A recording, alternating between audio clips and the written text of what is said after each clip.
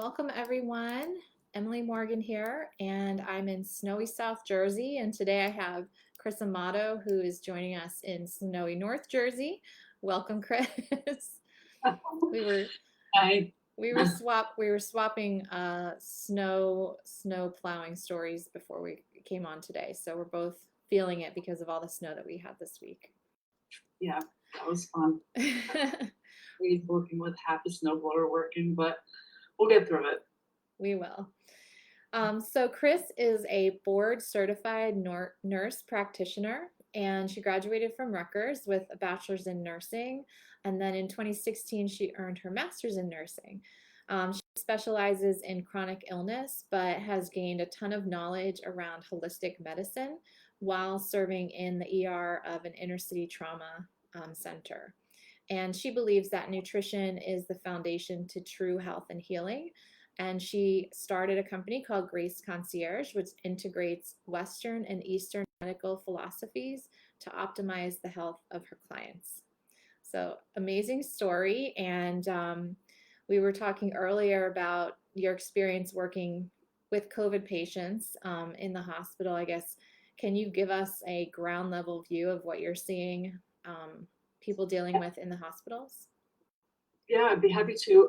So first, I'd like to say it's an honor to be here, and thank you for having me. And I'd also like to just say that it's an honor to be a nurse at this time.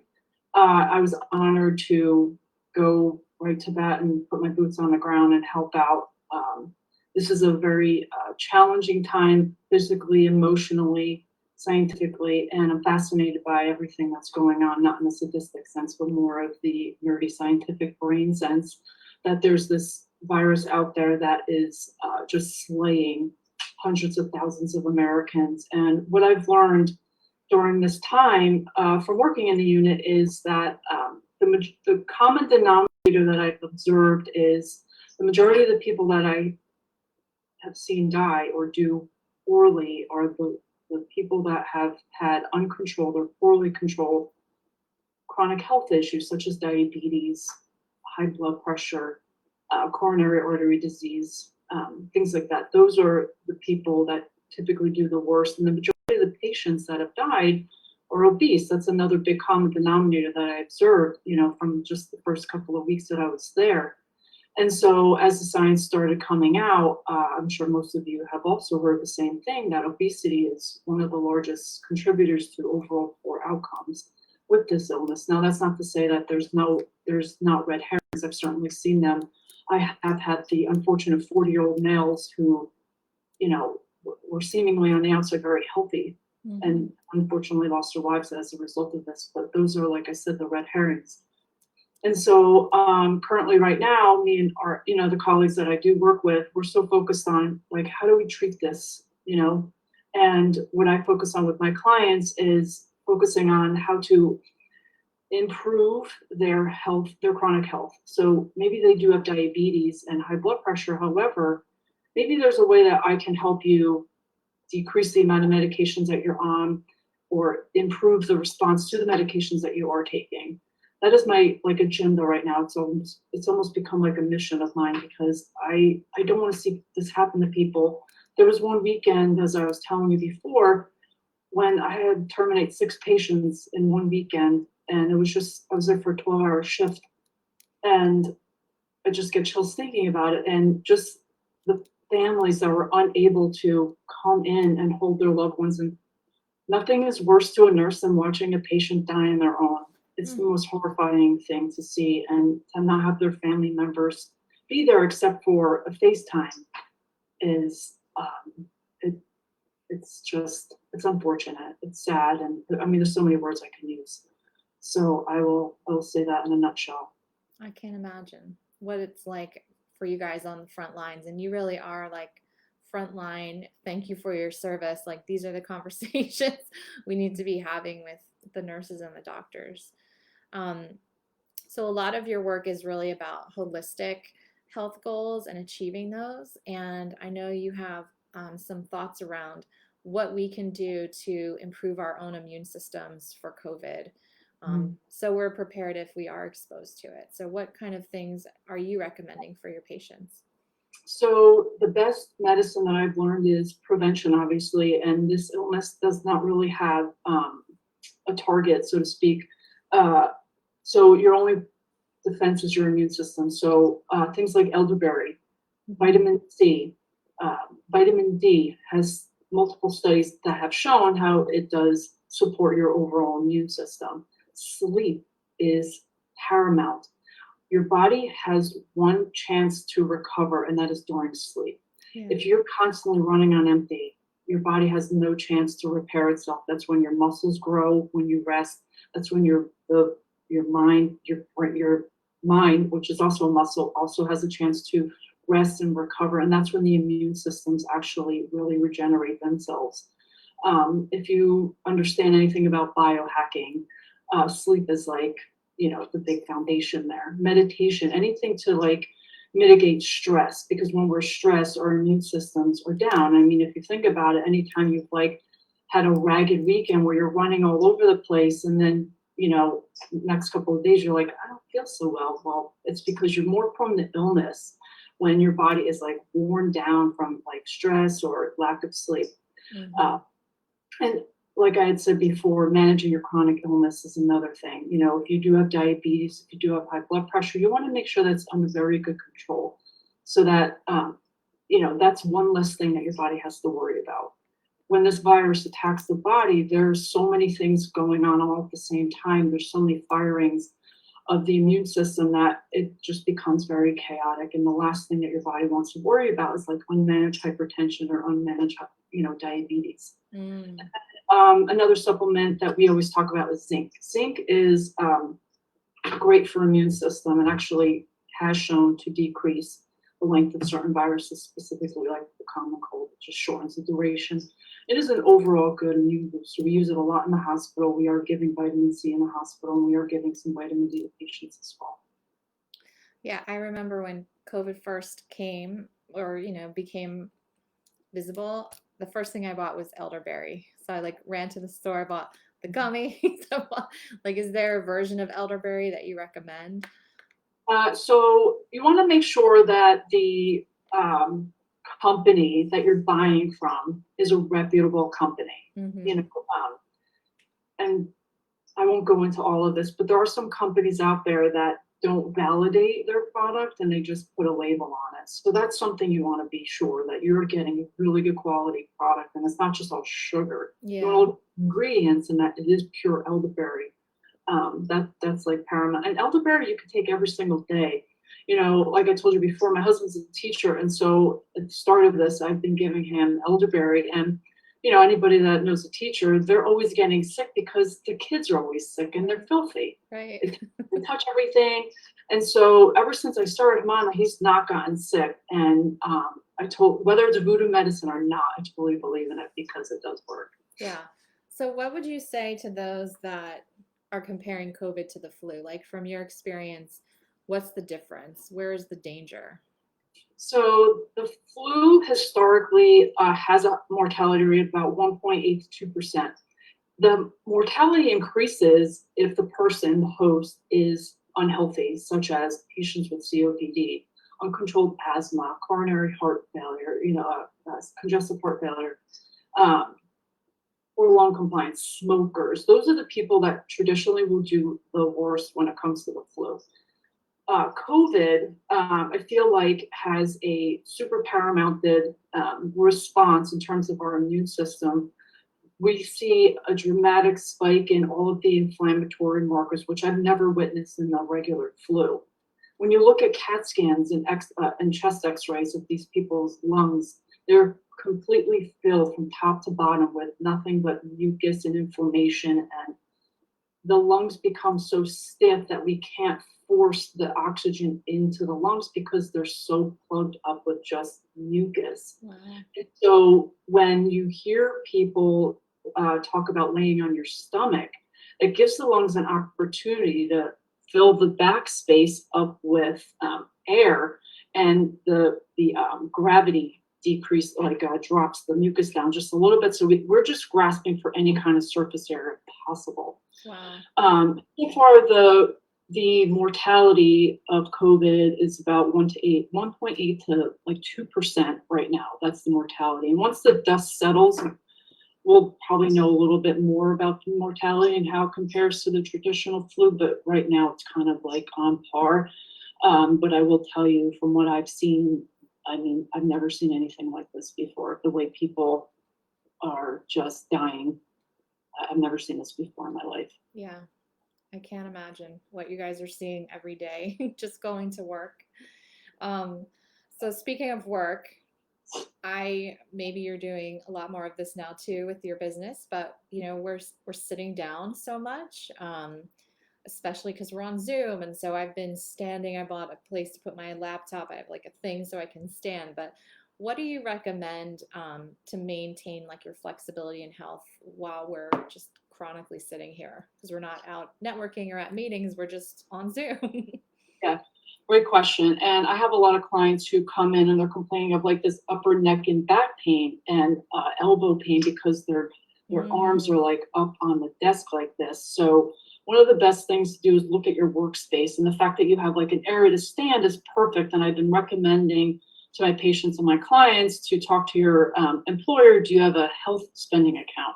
And if you do, it can help you offset the cost of a standing desk. And I don't know if there's a healthcare provider out there that wouldn't be happy to write a note if that's what's necessary. But I tell my clients and my patients all that if you need me to write a note to your employer, you get a standing desk to change your position. That's number one.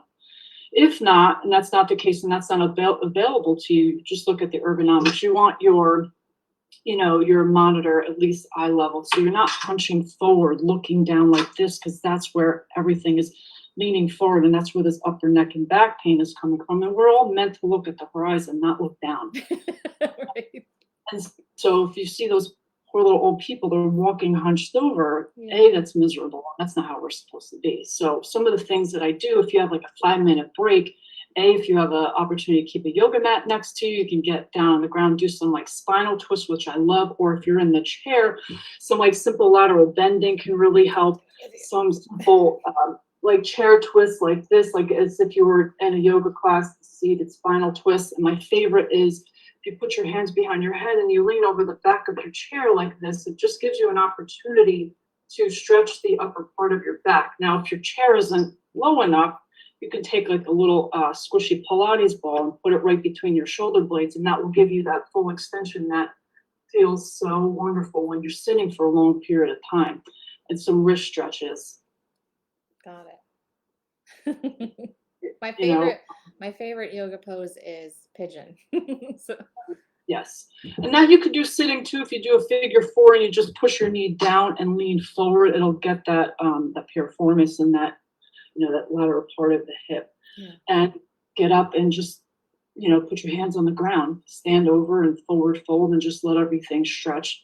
I mean, literally, it could take you like 5 minutes in between meetings. You could do it before you run out of the bathroom if you have a minute.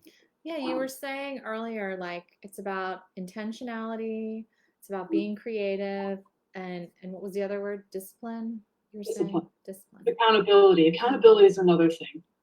And for most of us, the choice to get healthy and stay healthy can't be about anybody else. It has to be about you. Yeah. You have to understand what your why is. And I'm all on board when people say, I want to get healthy because my kids, I want to get healthier for my husband. But you also have to be like the foundation of that, because you matter enough to be healthy. And so that has to be first. And then your kids, and then you have to come first. Yeah. And so if you need an accountability partner, just buddy up with someone. Maybe it's your boss, who's scheduling all these meetings. Maybe you can say, hey, can we have like a 10-minute downtime just for like some stretching? There's free YouTube videos. There's so many opportunities. Even though the gyms are closed, doesn't mean it's impossible. YouTube has tons of free videos.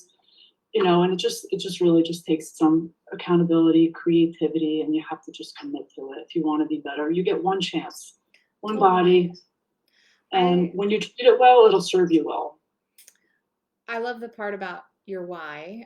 We do a lot of work with accountability also, and I think understanding why you're trying to be healthy and being able to visualize yourself being healthy, like from a meditative standpoint, I think is really helpful. And I know like what changed for me, like as a leader, I just told myself, if I'm not healthy, how am I providing employment for all these people? How are we helping the clients that we're helping? So it becomes a choice that you're making.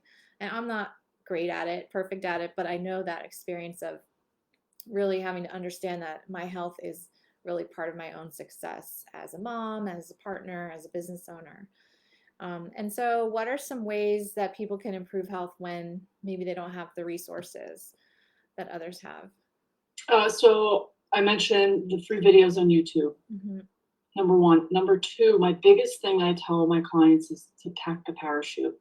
Now, what I mean by that is you never want to check for your parachute after the plane is taken off. You want to check for your parachute before you even get on the plane, right? Right. So if you have a day that is jam-packed with meetings, or maybe you're running around from task to task, or you're out, on a Saturday with your kids and you have a million errands, make sure you take something for the go, because the worst thing to do is when you're in a foxhole, you end up eating garbage, because whatever's not nailed down, I've done it myself. Guilty. I have to eat it. And so, as a busy professional as well, I've learned just by being exposed to it, what I can eat in an airport, what's healthy, what's reasonable. Even in a gas station, there's choices that you can make. However, if you could prepare yourself before you get to that point, that would be optimal. Mm-hmm. So like pack a little cooler.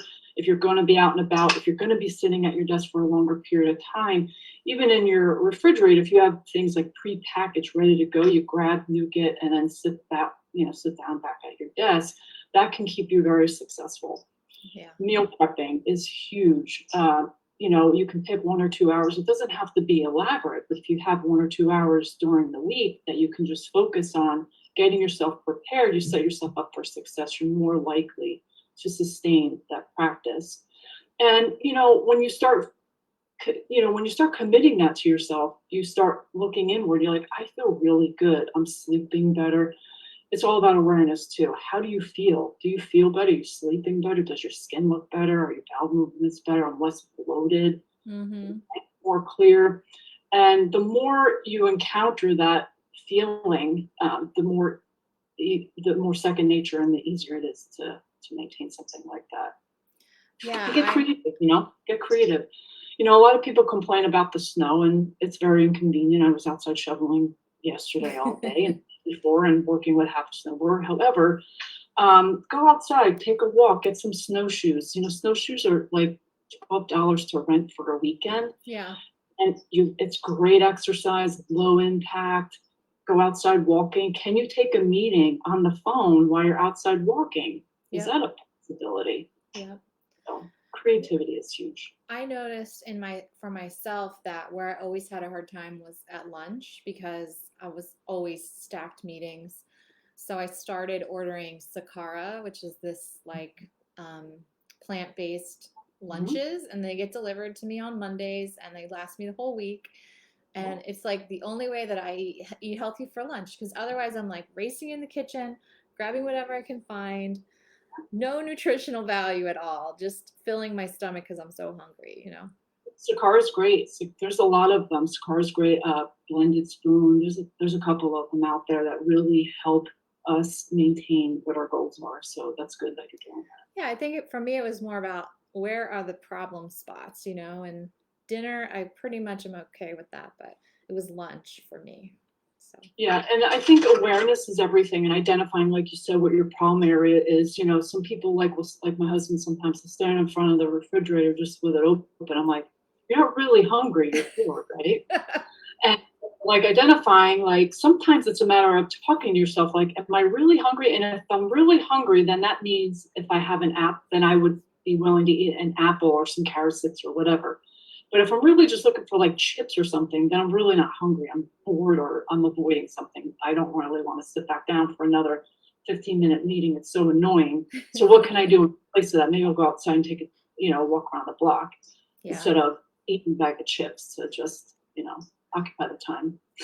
And I really think, like, my guess in your work is accountability. Well, the intentionality that comes to hire someone like you, but the accountability that comes with hiring someone like you, I think is what makes all the difference. Because you have someone that's like checking on you to see how you're doing with your progress. But I don't want to speak about your work. Can you tell us quickly about your work and how people can hire you? So as a holistic health coach, I focus on, and a nurse, which I love the combo. I focus on your overall health, the overall picture. I will look at blood work if you are a patient or a person that has like chronic illness. I always look at blood work, just as it's just me. It's just what I do. And the accountability pieces, I love to have like for me, I find that my clients that are most successful have me for a longer period of time. 16 to 24 weeks. And the reason why I choose that is because at least during that time, you're going to have one life event that I'm going to help you strategize. So maybe it's a wedding that you're going to show up to, you're starving. We've all been there. You go to the cocktail hour and you completely blow it. And then you're like, so during that time frame, having an accountability partner and someone that can look at things objectively really can contribute to your overall success. It's not confession. I always tell my clients this: when I'm contacting you, it's not a confession. Like, oh, bad. No. We're not. This is not labeling it. Guilt, We're just talking about, all right, so what are some of the pitfalls that you encounter? Great. So this is how you learn. You learn by failing, and that's how you correct behavior, right? So when I have the accountability with them, it's just, and then I can point out, all right, well, maybe this wasn't the most optimal choice. So let's look at how you would redo that scenario for when it comes up again. And that's how I'm able to help my clients, achieve what they're looking for. So are you doing like meal planning, exercise planning? It's all inclusive. Like, what's a package look like? So typically, I have some partners that will help with like exercise. I can certainly refer clients to some resources that I use, and I could show them some basics. I am not a personal trainer. You have some people in my corner that I'm happy to refer to. Typically, what I'll do is start off with identifying what their goals are, what their needs are, what their wants are, and then we talk about a strategy. And sometimes it's meal planning, sometimes it's recipe makeover. Some people have like the fundamentals and they just want to remake a recipe. Well, that's easy. And the other thing too that I feel like in the dieting world, and I hate that word, is we do a disservice to our clients by assuming that there's a one size fits all, which is why I look at blood work, which is why I talk to the patient about their whole background, because it's not always a one size fits all. What works for me, maybe I'm excellent at keto and it works for my body, but you're not the kind of profile that would work for whatever reason. And so I find that working with a health coach, you get an individualized plan, because again, it's not all one size fits all. If you want someone to be successful, you have to teach them something that's sustainable, that is reasonable, something that they can do on their own. And I just help my clients do that, understand that. So it's meal planning. I'll go through their pantry if I need to. I will take them food shopping if that's what's necessary, which people do not want me in their pantry. I was in my mother-in-law's pantry after she had a heart attack, and my father-in-law I thought was going to die. That's crazy. So I have gone to that extreme if I need to. But really, it's more for me to help them achieve their goals. I want people to succeed. I don't want people to struggle. I have obesity in my family. I look at some of my family members and I just watch them struggle, and it pains me. Yeah. So. Well, I'd imagine it's about, strategy and accountability. And I know, like, personally, I went from March to probably August without really exercising at all. And we hired a personal trainer. He comes to the backyard with my partner and I, and then he's brought some other people from his gym, because he used to own a gym, and he works us out twice a week. Now it's snowing, so we haven't worked out this week. But I mean, that's how we've been dealing with it. But the first time I worked out after that stretch, I almost threw up. Like I almost threw up. So you can't, it has to be this ongoing commitment, I think, to overall health. It does. And I think that when you invest in something like that, like hiring a personal trainer, is huge, because you're not only you're saying that you're worth it because you're paying for that. Right. And a lot of us have a hard time keeping our promises to ourselves, but if we have someone showing up, we're certainly going to keep our promise to them, when they show up, because we don't want to waste their time, right? But we also have to be better about, keeping our own promises. You want to be better because you want to feel and look better. Yep. Well, that's enough, you know? Interesting. Yeah, I would imagine a lot of like meditation and visualization is part of, if not yet in your program, like I could see that really working well, like visualizing Yeah, yourself healthy. vision board. Yeah, Yeah, vision I have board. my vision up. And you have your Yeah, like Pilates. what you yeah, I have my Pilates reformer. There you go. Pilates is excellent. I love it because A, you don't need to go anywhere for it. It's great if you have chronic back pain or any orthopedic injuries because it's low to no impact, Nice. You can do it anywhere. I've done it from the floor of my hotel room at a conference. It literally you can do a 10 to 15-minute Pilates workout and still feel really good. At least you're doing something. Yeah.